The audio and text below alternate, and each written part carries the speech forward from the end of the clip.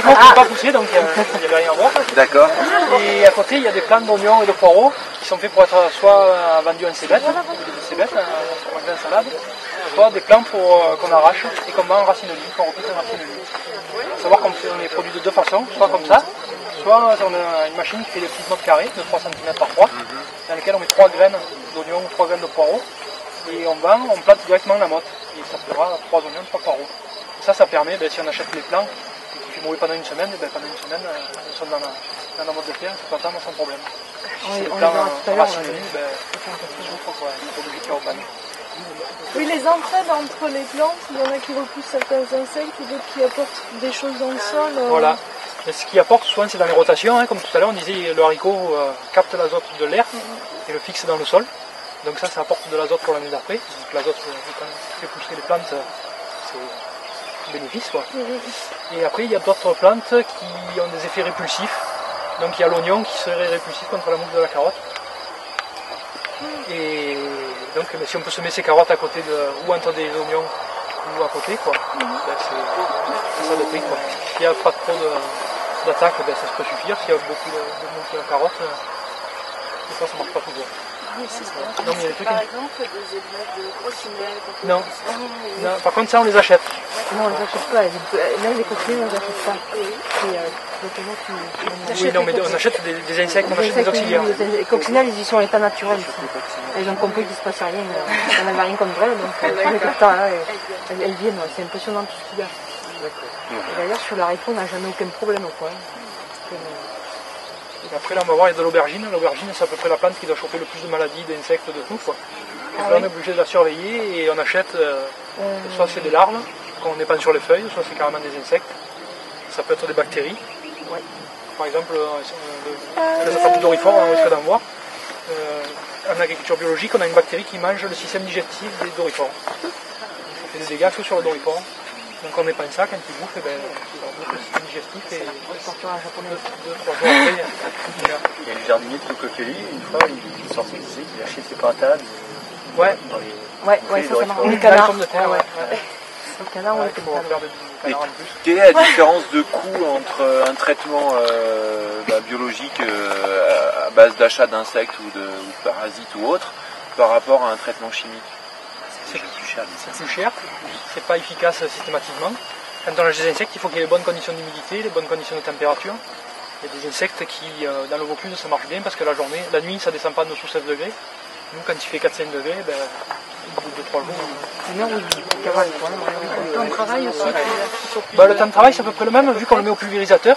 Les bactéries, on le met avec un pulvérisateur, comme on pulvériserait un insecticide. Mais globalement, l'agriculture biologique, ça demande plus de temps Ah oui, beaucoup plus de temps. Mais on va voir, le principal problème, c'est quand même le désherbage. Il y a la surveillance de culture qui doit être beaucoup plus accrue, beaucoup plus importante. Et le plus, ça va être les mauvaises herbes. Parce que, apparemment, il y a quand même des différences au niveau de...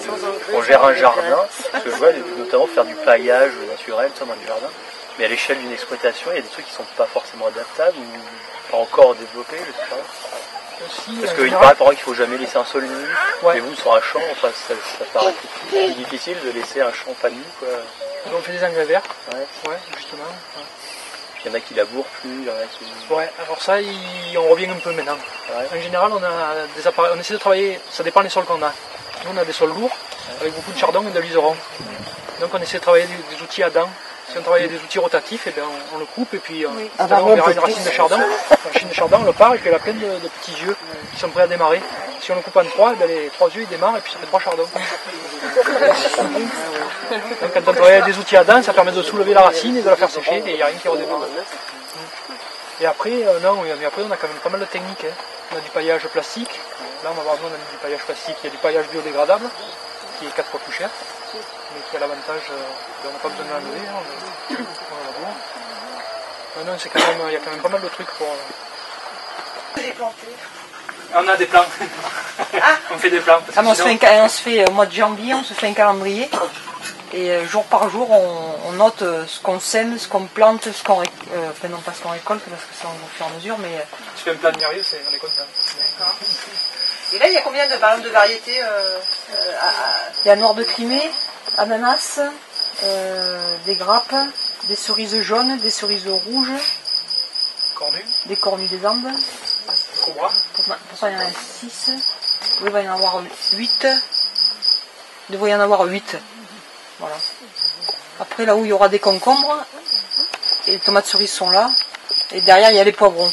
Ouais. Il y a les poivrons carrés et les poivrons salames. Et là aussi, il est Voilà, voilà, ça c'est les criquets, ça. Et pour les variétés anciennes, vous travaillez avec le conservatoire de Gap-Charence, avec Cocopelli, avec... Cocopelli, on a démarré avec Cocopelli, puis après le grand-père il nous prépare les semences, quoi. Mon grand-père qui est passionné par ça. Expliquez rapidement qui est Cocopelli, enfin quelle est l'association Cocopelli, peut-être si vous pouvez présenter rapidement. Cocopelli, c'est une association qui s'est donnée pour but de Cocopelli, c'est d'échanger des graines. Oui. Ils font l'interface entre les différentes personnes, quoi. Ils ont un catalogue avec tout répertorié, puis les gens commandent, et donc on saura dans quelques années que telle personne a eu telle semence, donc s'il a pu les garder, c'est compliqué. Et en fait, les particuliers peuvent aussi, en quelque sorte, parrainer Voilà, oui. des graines, enfin des semences, des variétés, et produire, en fait, parce que l'idée c'est de les préserver en les cultivant. Voilà. Tout à fait, oui. Voilà. Et donc de les replanter, etc., et de redonner une partie à l'association. Donc les particuliers comme vous, à l'époque c'était possible. Oui, toi, moi, n'importe qui, oui. Ils sont régulièrement attaqués par les semenciers, mais... Oui, Et ce qui se passe en fait, c'est que maintenant les semenciers ont repris par exemple la Nord de Crimée, ils l'ont modifié à leur manière. Et ils ont déposé la Ils ont déposé la marque. ils ont déposé la marque, et comment ça se passe? Il faut que l'agriculteur il paye un certain Des royalties. des royalties. Ça c'est un des gros problèmes de l'agriculture là, hein. Ouais. C'est les droits de propriété sur les Voilà, c'est une droite au politique sur les terrains. Ça fait un peu comme Beaucoup plus vite. C'est un peu d'inertie le soir, mais le matin, à 5-6 heures, il y a la même température dedans que dehors, quoi. Quand la journée, si c'était tout fermé et qu'il y a du soleil, là, il ferait déjà 55 ou 60 degrés. Hier matin, à 9h, il y avait 50, je crois. Donc c'est dangereux, hein, parce qu'on peut tout cramer, quoi. Si on oublie de venir ouvrir ou un truc, à midi, il n'y a plus rien, quoi. Ah oui. Voilà. Et puis ça peut avoir un effet aussi anti-insecte. Donc souvent sur les carottes, elles sont percées en fin de saison, c'est parce qu'il y a une mouche qui vient pondre, qui fait des vers, et les vers percent les carottes. Donc on sait que cette mouche, elle vit au-dessus de 26 degrés. Donc dès qu'il y a 26 degrés, il faudrait couvrir les carottes, la mouche ne peut pas venir pondre, et l'automne, on a des carottes qui ne sont pas trouvées. Patates. oui, Là, au niveau là, on a planté une tonne. C'est quelle race de plante? Isa et Raja. Pour la rouge, c'est Raja. On va renseigner un peu, on va voir si on aura des patates. Alors ce qu'on fait, c'est qu'on les enterre pas trop. On fait une butte dessus, qui va les protéger encore pendant 15 jours, 3 semaines, le temps qu'elles sortent, ça va encore le protéger du gel. On peut retarder. Et après on arrose tout goutte à goutte. C'est-à-dire qu'on arrose que la butte, on essaie de tenir la butte humide tout l'été. Donc on mouille pas les feuilles, on a moins de maladies. On a beaucoup moins d'herbe, on a de l'herbe que sur le rang. Alors là ce que je vais faire, c'est que dès que les premières patates elles pointent, je passe un coup de brûleur. Et après j'arrose plus que ça. Normalement on devrait arriver à éliminer 80% des brûleurs. Et la récolte des patates, elle se fait à la main aussi? Ouais, on a une arracheuse qui les ramasse, et bien souvent on organise une journée là avec les paniers. Ouais. Et c'est une machine qui soulève, qui laisse passer la terre à travers des grilles et la pomme de terre tombe sur le côté. Voilà.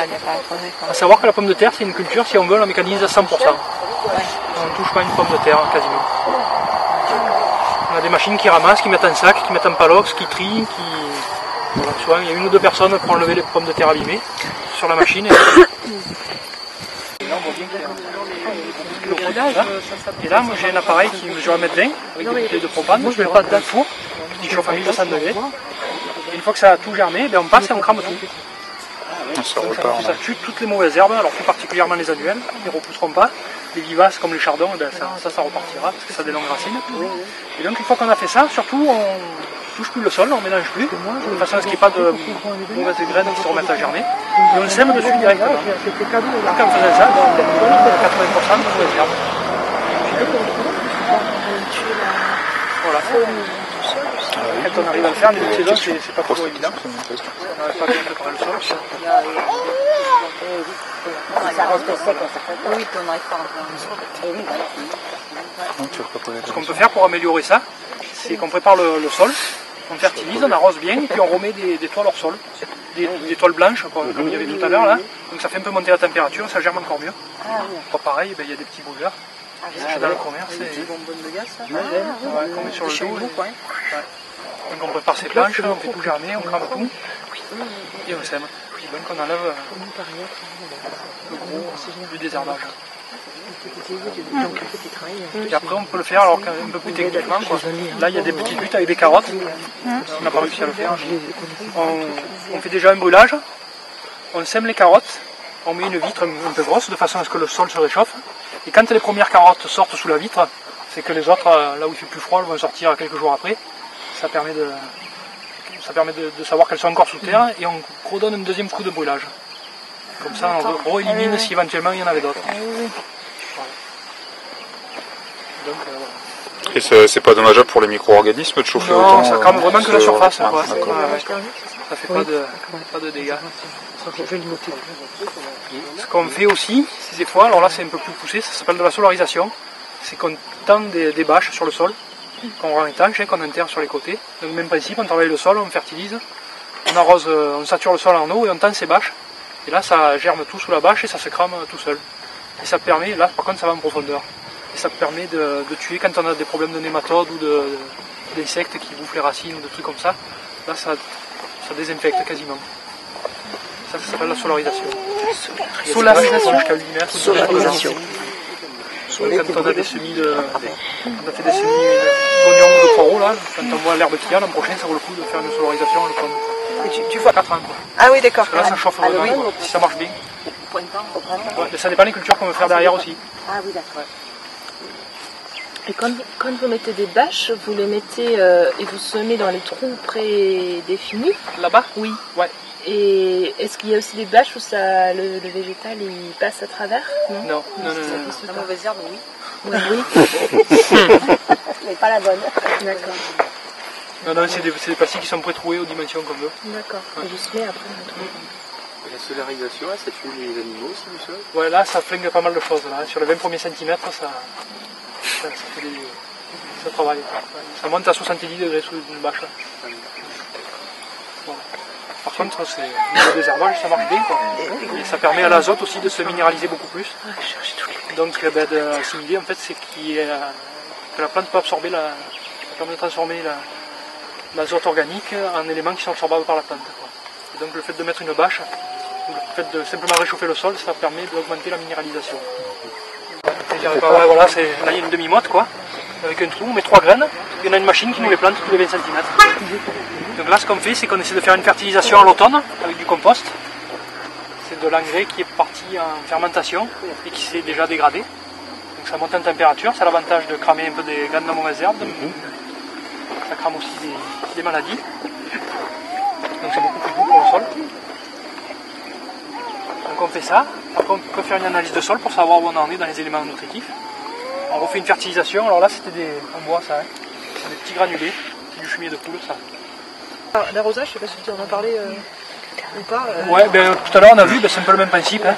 Là on va avoir de l'aspersion dans les haricots, parce que l'haricot ça craint le puceron par exemple, et le puceron lui il n'aime pas l'eau. Donc on sait que si on les arrose tous les midis, ça va les bassiner, et les pucerons vont être éliminés quasiment naturellement.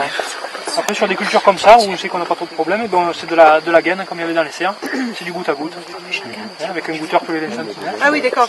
L'arrosage linéaire.